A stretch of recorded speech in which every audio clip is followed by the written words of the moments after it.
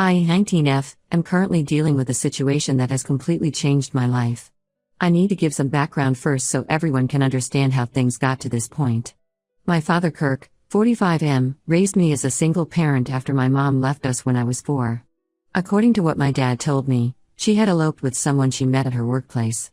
I don't remember much about her except for some vague memories of her singing to me before bed and the smell of her perfume. Life wasn't easy after Mom left. Dad started working double shifts at different places to support us. During the day, he worked as a warehouse worker, and at night he would do various odd jobs like being a security guard or working at gas stations. We lived in a small rented apartment and not the best part of town, but Dad always made sure I had enough to eat and decent clothes to wear to school. Throughout my childhood, I watched Dad try to find someone new. He got into different relationships, but none of them lasted more than a few months. Some of these women were nice to me, like Linda, who used to bake cookies for me and help me with my homework. Others made it clear they weren't interested in being a stepmother to a young girl. One woman, Margaret, even told Dad straight to his face that she didn't want to date someone with a kid. I remember hearing them argue about it late at night when they thought I was asleep. The only constant support system in our lives was my Uncle Richard, 48M, Dad's elder brother.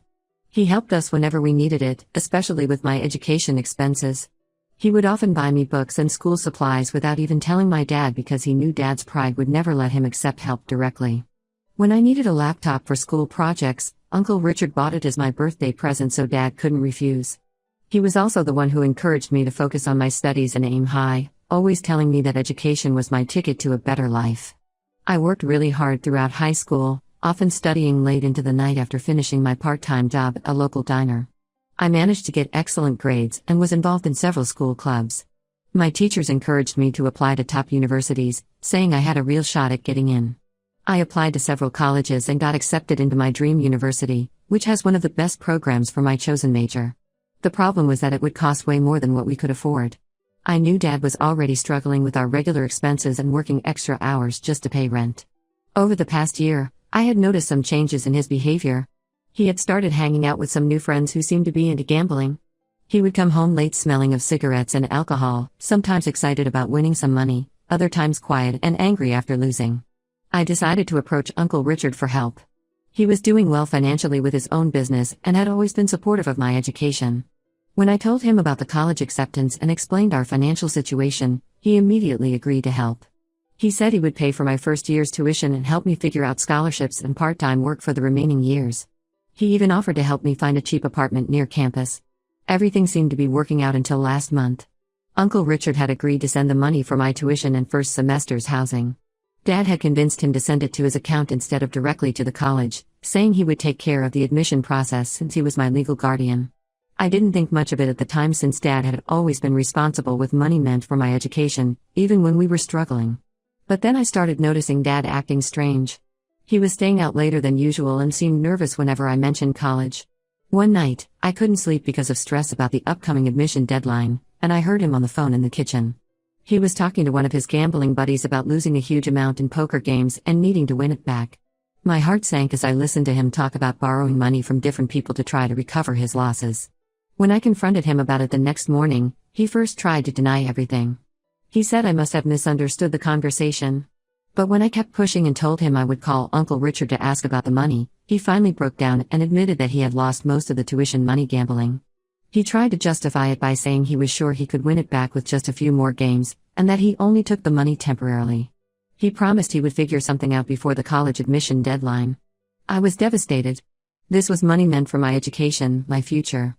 All those nights studying, all those extra hours working at the diner, everything I had worked for was slipping away because of his gambling addiction. I immediately called Uncle Richard and told him everything through tears. He was furious. He tried talking to Dad, but Dad just kept making excuses and promises about getting the money back soon. The worst part was that he didn't even seem to understand how badly he had betrayed my trust. The college admission deadline is approaching fast, and I don't know what to do. I can't even look at my dad anymore. He ruined my one chance at getting into my dream college. Uncle Richard has offered to let me stay with him until we figure something out, but I feel torn about leaving Dad. Even though he messed up badly, he's still the only parent who stayed with me. He did work hard to raise me alone, but this betrayal feels like too much to forgive. Right now I'm staying at my best friend Ashley's place because I couldn't bear to be in the same apartment as Dad. He keeps calling and texting, saying he's sorry and that he'll make it right, but I don't believe him anymore. He's already lost the money and I know he has no way to get it back in time for the admission deadline. Some of my friends say I'm being too harsh and should give him another chance since he raised me alone, but others understand why I feel so betrayed. Ida for considering leaving him and moving in with my uncle? Update 1. Hi everyone, it's been 2 weeks since my original post. A lot has happened since then, and I want to share everything that's going on. First, I want to thank everyone who offered advice and support. After reading your comments and thinking things through, I decided to move in with Uncle Richard temporarily while I figured out what to do about college. The day I went back to our apartment to pack my things was probably one of the hardest days of my life. Dad was at work, which made it easier. I didn't want another confrontation with him. Ashley came with me to help pack, and we started going through my room, sorting out what I needed to take. I had to get all my important documents, birth certificate, social security card, school records, and everything else I might need for college applications. I couldn't find some of my documents in my room, so I had to look in Dad's room. I felt weird going through his things, but I needed those papers. While searching through his closet, I found an old shoebox pushed far back on the top shelf. I probably wouldn't have even opened it, but it had my name written on it in my mom's handwriting. I recognized it from some old birthday cards I had kept. Inside that box, I found something that changed everything. There were dozens of letters from my mom, all dated within months after she left us. They were still sealed, never opened. The earliest one was dated just 2 months after she left, and the last one was from about a year after she went away. In all those letters, she was begging Dad to let her see me. She wrote about how leaving was the biggest mistake of her life, how she had realized that the man she left with wasn't worth losing her daughter over, and how she wanted to make things right. Some letters had tear stains on the envelopes. In one of them, I could feel something inside. It turned out to be a small heart-shaped locket with my baby picture in it.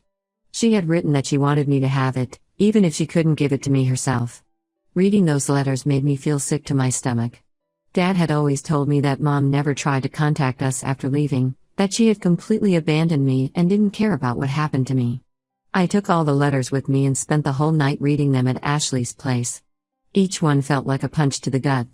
Mom had written about coming to my school to try to see me, but Dad had called the school and made sure they wouldn't let her near me. She wrote about sending birthday presents that I never received. She even wrote about trying to set up a college fund for me, but Dad had refused to accept any money from her. The next day, I went to confront Dad about the letters. He was home when I got there, sitting on the couch watching TV like nothing was wrong. When I threw the letters on the coffee table in front of him, his face went white.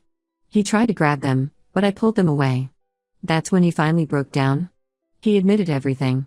Mom had tried to come back multiple times in the first year after leaving. She had realized her mistake within months and wanted to make things right. But Dad was so hurt and angry that he refused to let her see me. He kept saying he thought he was protecting me, that he didn't want me to get hurt when she inevitably left again. But I think he was just being selfish. He didn't want me to have any relationship with her because he was afraid I might choose her over him. Finding out about this secret hurt even more than the gambling incident. He had kept me from having any relationship with my mother. All those years I spent thinking she didn't want me, feeling abandoned and unwanted by her, were based on lies. I tried finding my mom's current contact information online but haven't had any luck yet. Uncle Richard is helping me look for her, but it's been 15 years, and we don't have much to go on. Her name is pretty common, and we don't even know if she kept her maiden name or changed it. Dad keeps trying to explain himself, showing up at Uncle Richard's house or my workplace, saying he did everything for my own good. He claims he was trying to protect me from getting hurt, that he couldn't bear the thought of me going through the pain of her leaving again. But I don't want to hear his excuses anymore. He made decisions about my life without considering what I might want. He took away my chance to know my mother, and now he's taken away my chance to go to my dream college. I'm still staying with Uncle Richard and his wife Sarah, and honestly, it's been really good for my mental health to be away from Dad's drama. Their house is peaceful, and they both treat me with respect. Sarah has been incredibly supportive too, helping me look into other options for college, including some scholarships I might be eligible for. It's strange living in a house where adults actually ask for my opinion about things and listen to what I have to say. Yesterday, things got really bad. Dad showed up at Uncle Richard's house completely drunk. He started yelling in the front yard about how I was abandoning him just like my mother did, how ungrateful I was after everything he had done for me. He was making such a scene that the neighbors came out to see what was happening. Uncle Richard tried to calm him down, but Dad just got more aggressive. He started accusing Richard of trying to steal his daughter and ruin his life. It got so bad that Uncle Richard had to threaten to call the police before Dad would finally leave. The whole incident just confirmed that I made the right decision by moving out. Dad isn't thinking about what's best for me, he's only thinking about himself, just like he did when he kept those letters from me. Some of my relatives have been calling, saying I should forgive him because he's my father and he raised me alone. But how can I forgive someone who not only gambled away my future but also lied to me my entire life about my mother? Update 2. It's been about a month since my last update, and things have taken an unexpected turn. After the incident where Dad showed up drunk at Uncle Richard's house, things got more complicated. For the past few weeks, Dad kept leaving voicemails and sending messages, alternating between apologizing and accusing me of betraying him. He even tried getting some of his relatives to convince me to come back home. One morning, Uncle Richard asked me to sit down for a serious conversation. He and Sarah had been discussing something important, and they wanted to talk to me about it. At first, I was worried they were going to ask me to leave because of all the drama Dad was causing. Instead, they told me they wanted to formally adopt me. I was completely shocked by this offer. Uncle Richard explained that he had always felt responsible for me, especially since he knew about Dad's gambling problems long before the college money incident.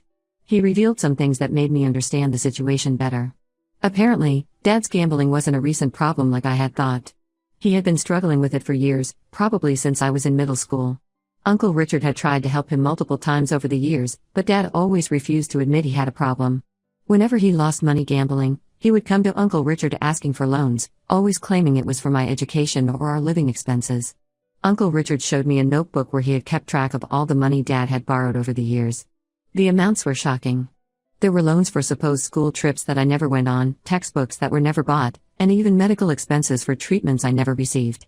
Richard kept helping because he didn't want me to suffer, but he realized now that he should have taken more direct action sooner. Sarah then shared her perspective. She had been watching the situation for years and had often suggested to Richard that they should do more to help me directly instead of enabling Dad's behavior. She said she had always thought of me as part of their family anyway, and making it official would just be formalizing what they already felt. The adoption offer came with another surprise. Uncle Richard and Sarah said they would fully support my college education, including helping me get into my dream university next year. They suggested I take this year to work part-time, possibly intern at Uncle Richard's company, and retake some classes to improve my application. They even offered to help me find a therapist if I wanted to talk to someone about everything that had happened. While I was still processing all this information, Uncle Richard revealed one more thing. He had hired a private investigator to look into Dad's gambling debts. He wanted to make sure there weren't any dangerous people Dad owed money to who might come looking for payment. The investigation revealed that Dad had taken out several high-interest loans from some shady lending companies. He had even put up our rental apartment security deposit as collateral for one of these loans. After learning all this, I decided to accept their offer of adoption. It wasn't an easy decision to make. Despite everything, there was still a part of me that felt guilty about legally separating myself from Dad. But I knew it was the right choice for my future. Uncle Richard and Sarah could provide the stability I needed to achieve my goals, and more importantly, they respected me enough to be honest with me. Dad found out about this somehow, probably through one of the relatives he had asked to talk to me. He completely lost it. He started sending me angry messages, accusing me of betraying him and saying I was letting Uncle Richard steal his daughter. He claimed that Richard had always been jealous of him and had planned this all along. When I didn't respond to his messages, he started posting angry rants on social media about how his daughter and brother had betrayed him. I blocked his number and all his social media accounts. Uncle Richard's lawyer advised us to keep records of all his messages and posts in case we needed them for the adoption process or had to file for a restraining order. The lawyer also helped us start the adoption paperwork. Since I'm over 18, the process should be relatively straightforward, but we still need to go through all the legal steps. Right now, I'm trying to focus on my future instead of dwelling on the past. Uncle Richard and Sarah have shown me what a healthy family relationship looks like. They've been helping me research colleges and scholarships, and for the first time in a long time, I feel hopeful about my future. Update 3. Hi everyone, it's been 3 months since everything happened, and I wanted to give you all a final update. The adoption process is moving forward smoothly, mainly because I'm legally an adult and Dad hasn't tried to contest it. I've started taking some community college classes to boost my transcript for next year's college applications, and I'm maintaining a 4.0 GPA so far. Living with Uncle Richard and Sarah has shown me what a stable, supportive family environment feels like. They actually ask about my day and remember the details I tell them. When I mentioned being interested in economics, Uncle Richard brought home some books on financial markets and offered to let me intern at his company's finance department. Sarah has been teaching me how to drive, something Dad always said he didn't have time for. The biggest news is that I finally managed to find my mom through social media. After weeks of searching and following different leads, I found her profile. She's living in Colorado now, married to someone different from the person she left with, and has 2 kids. I have half-siblings I never knew about. I spent days trying to decide whether to contact her or not.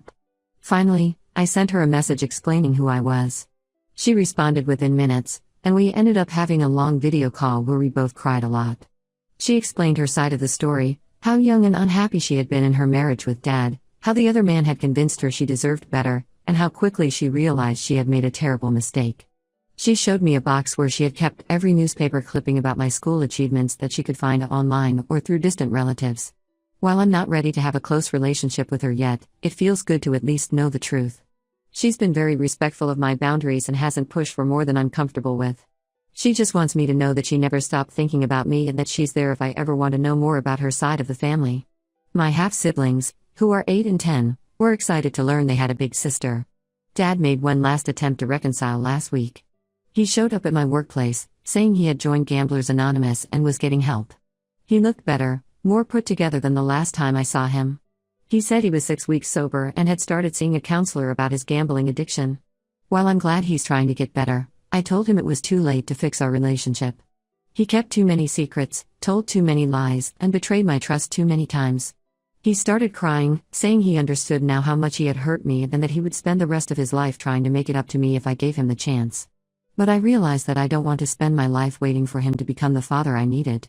I told him I forgave him for my own peace of mind, but that I needed to move forward with my life without him in it. I'm focusing on my future now. Uncle Richard and Sarah have been amazing, helping me plan for college and teaching me about managing money responsibly. I've started therapy to deal with all the trust issues this situation has caused, and it's actually helping. I'm even thinking about majoring in psychology now, alongside economics. Sometimes I feel sad about how things ended with Dad, but I know I made the right choice for myself. My therapist says it's okay to miss the good parts of our relationship while still acknowledging that it wasn't healthy. I hope Dad sticks with his recovery program and builds a better life for himself. But my life is with Uncle Richard and Sarah now, and for the first time in years, I feel like I can actually plan for my future without worrying about everything falling apart. I probably won't update again unless something major happens. Thank you all for your support throughout this journey. It really helped to have people validate my feelings and support my decisions during this difficult time.